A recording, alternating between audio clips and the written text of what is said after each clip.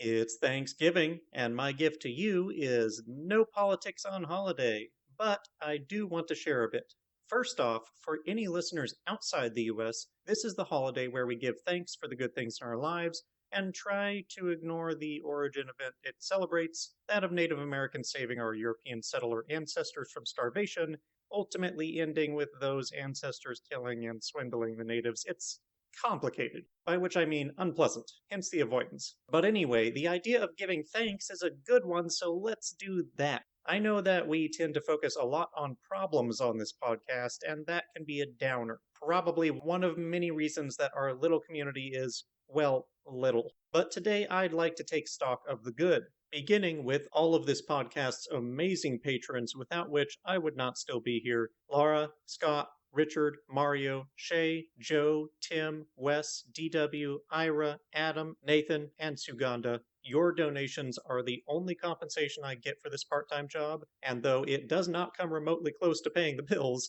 it certainly helps, and it is the most concrete evidence I have that there are people out there who value this and want it to continue. You keep this podcast going, and I am grateful for your support. I'm thankful, of course, for my family and friends who inject joy and laughter into my days.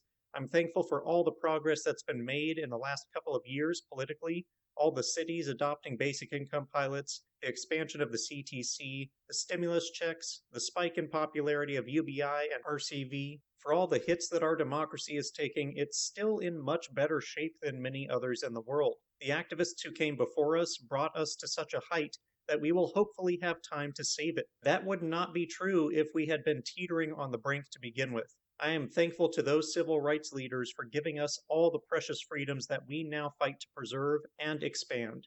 Likewise to the generations of workers who built the physical and intellectual infrastructure that we inherited. The buildings, the roads, the tools, the goods, the knowledge, the science, technology, language, civilization in general.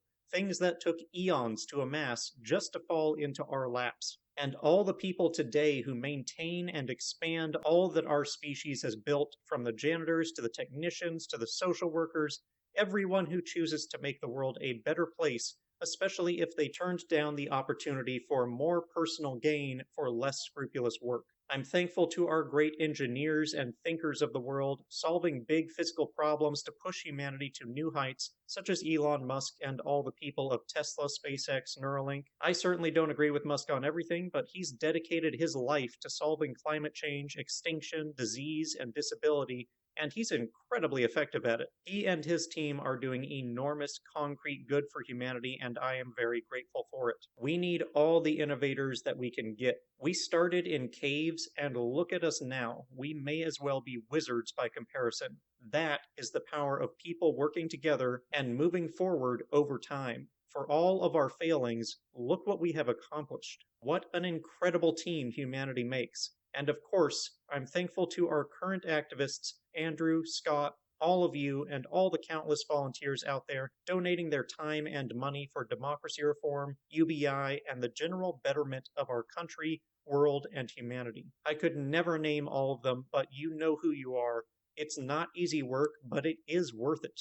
Let's see to it that one day future generations will be thankful for us, because we are all part of Team Human, and we rise and fall together. I'll catch you up tomorrow. For today, happy Thanksgiving, gang.